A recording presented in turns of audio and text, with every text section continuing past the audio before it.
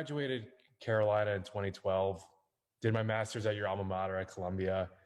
Always was passionate about law, but just couldn't figure out the LSAT, like to be honest with you. And um, so right now, I think I made some progress with my prep. I'm realizing more and more it's a comprehension issue. That's why maybe it's taking me a long time to complete questions. And especially when I time things, the accuracy goes down significantly. Reading comp is just a disaster. LR, I'm getting better with. And logic games, I have your schedule in front of me. I did some of it this morning. It's just a lot of drilling. So want to get your understanding of where do you think I should go with this? And yeah, and also I've been following you for like 10 years. I remember your blog posts from like 10 years ago. The kids you're tutoring now are like 10 years old back then. It's funny. But yeah. Oh, that's so funny. I'm glad you've been following my stuff for a while. I'm glad you found it useful. I'm glad to finally have the chance to meet with you now. And so I want to ask you first, what's your target test date? June, but I could push it back. I took it in April just to take it, but June. But I probably will push it back. Who knows? Mm-hmm. Okay. So if comprehension's the issue, I think so. So are you speaking reading comp specifically, or is this carrying across to other sections as well? That's a good question. Reading comprehension, definitely an issue. Like sometimes I'll read something and it'll take me time to internalize it. And sometimes I don't even understand what I read. And then after I reread it, I start understanding it. But it takes me a little bit of time to do that. And then when I get to the questions, just kind of plug and play. It's a lot easier. My accuracy is way higher, but it's just a comprehension issue. LR, the first 10 questions generally are easier. It's usually like 80 to 100% on that part. But then towards like 16 through 23, my accuracy goes down a lot. But as I'm kind of translating, I'm realizing, okay, this is getting easier and easier as I'm breaking this down. But kind of want to get your understanding with how familiar are you with the test? What do you think I should do? Because I really, for me, I can say I'm successful. I have my own home. I'm making well above six figures. And if I go to like some school, the opportunity cost is significant for me because a lot of these schools, they don't like, it's either to me, it's like I start at a big law firm or I don't go at all kind of thing. And I want to be guaranteed with like, let's say if I go to a school like UT Austin or like, whatever, the Columbia or Northwestern, I'll be guaranteed or a big law job. So that's kind of where I'm at. It's like either I go to a top school or I don't go at all. That's kind of the thing. Gotcha. So I hear what you're saying is that it's got to be a top 14 or equivalent school where it's going to maximize your chances. Never guarantees, but maximize your chances of getting that big law six-figure job that makes it all worthwhile. And so that means you want that 170 plus. How do you get there? It's by getting the LR questions in 16 to 23 correct. It's about getting reading comprehension perfect or very close to it. Not easy to do. Can you do it in a little less than 2 months? Maybe, maybe not. Hard to say. I know that you're working, so you're busy. So you carve out the time you can, maybe a couple hours a day at most on weekdays and then a bit more on the weekends. But you're getting harder questions wrong because they're hard, especially in the logical reasoning section. For reading comp, maybe there's some strategies to apply as well, though, when it comes to breaking it down in more simpler language, focusing on the structural elements. And the deep dive videos in the course for reading comp focus on exactly that. So I'd encourage you, watch those class recordings, attend the reading comp classes every single week. There's one tonight, 8 p.m. Eastern, reading comp deep dive session, going over one reading comprehension passage in depth, breaking it down to the simplest language possible. Dumbing it down, and then walking through the questions associated, helping you highlight the key information you need to focus on. Then for logical reasoning, of course, it's about having a solid understanding of the different question types, and then also making sure that you can review in depth to identify and articulate exactly what your mistakes are and where they're coming from. So the Socratic review method, a lot of the logical reasoning workshops focus on that. I also bring it into the reading comprehension as well.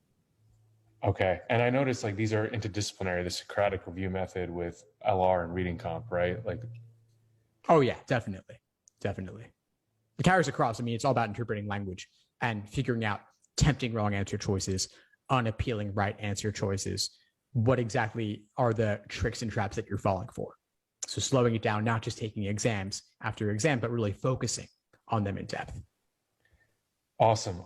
I think that's a good starting point. I'm going to I'll be honest with you, I've just been so slammed with work. I was just focusing on because I've been learning this stuff for such a long time, but I'm realizing there's also gaps in my learning too. So I definitely think that I'll definitely start with your, the structural elements, breaking it down, but I'm going to start looking at your videos, in terms of reading comprehension, and then, learning more about the Socratic review method and just getting into that mindset.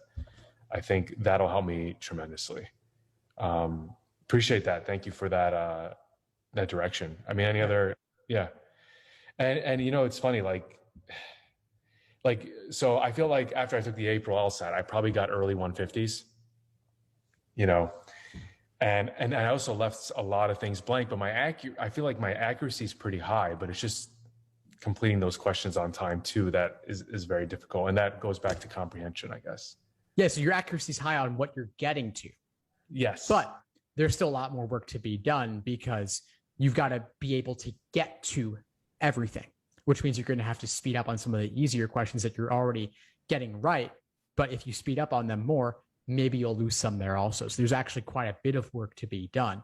And I sense your determination. I know that you want to get there, but it's going to be about fundamentally changing the nature of your prep to speed up, get through everything, make some mistakes along the way, and then review those mistakes in depth so that you can see, are you getting easy things wrong because you're giving yourself way more time than you can actually allow, or because you actually understand them? Some cases it'll be one, some cases it'll be the other, but it's not just watching the basic foundational videos to get the simplest understanding and then just take tons of PTs.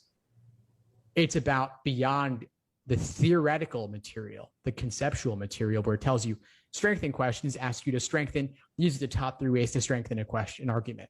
It's beyond that. You've got to get to the point where you're not just absorbing those simple breakdowns, but rather changing what you're doing to not just take exams, but to review them in depth, attend the classes where we're reviewing them in depth, and then watch the recordings of all the different previous classes on different question types when you ID weak areas, for example. Awesome. That's really great review direction. Thank you so much, Steve. Yeah, I think I definitely do need to change the nature of my prep, because I see kids within a couple months, their scores skyrocket. So I'm like, there's definitely something I'm doing wrong here. Question to ask you, when are your classes? Because I got the course, but do I get notifications on when the classes are, or? So there's a Google Calendar. If you go to the workshops section of the course, okay, on the sidebar, there's a listing of all the classes happening each week with their specific topics for the coming week. You can also add them to your Google Calendar as well, and then you'll get notifications through there, depending on however you set up your Google Calendar settings. Awesome. Well, thank you so much, Steve. It was an honor finally getting to meet you. I love your passion for the LSAT. It's great. It's funny. You could have easily went to Columbia, Harvard, any of those schools, but you just, you decided to stick to teaching. Yeah, I kind of got obsessed with this and got sidetracked with it, but I ended up loving it. It's just so much fun to meet with students and get to keep working on the LSAT and help them through their journeys. And so I'm excited to finally have the chance to connect with you, and excited for you to start attending the classes. There's classes happening all the time. We have a couple tonight. There's reading comp at 8 p.m. Eastern, and there's the group coaching mastermind at 9 p.m. Eastern. Yeah, that's great. And actually that works perfect for me because I work, until, a certain time. So really appreciate that. Any other tips, advice, Steve, anything like that? So right now, actually just focusing on really just quality of understanding, and then get to your practice tests and all that later on. I would say, well, it depends on your timeline. It might be that you've got to focus on quality understanding and take practice tests and review. If you go for June, practice tests have got to be part of the mix because you got less than 2 months remaining. But if you go for August, you have a bit more time. Maybe you can slow down the pace of the practice test to maybe 1 a week, and you'll have more time for review.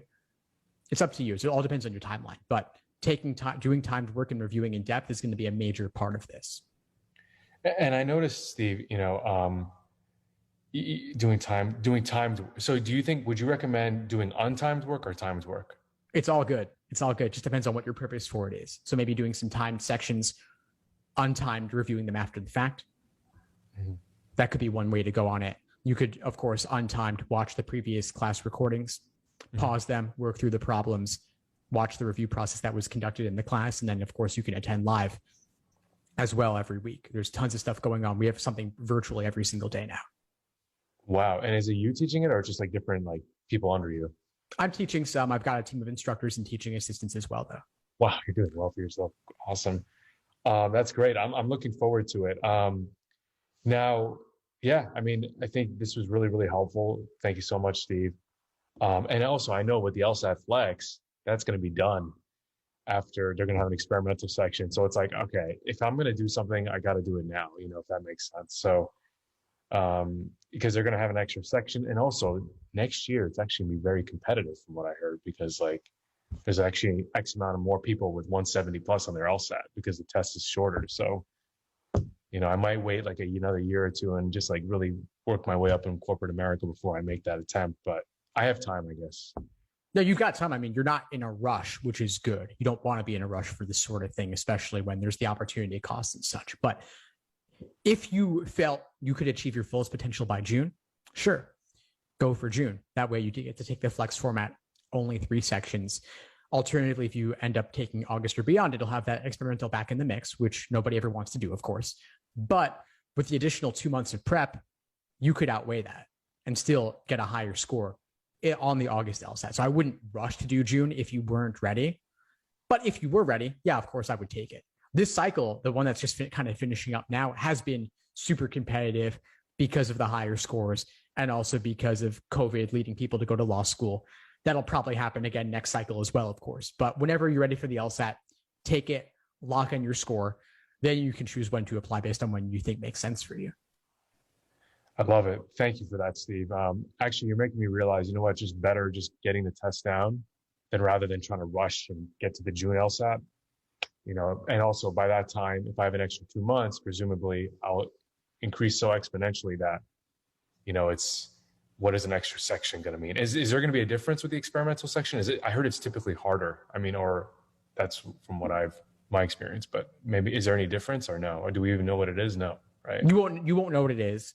It probably won't be easy to tell during. Occasionally they can seem a little bit weird in some way, but usually it's mostly just that there's the ratio of easy to difficult questions could be a little bit off, but it's going to be so subtle you wouldn't notice it. Typically, I wouldn't focus on that. I would just do it. It's going to be one of games, reasoning, or reading comp.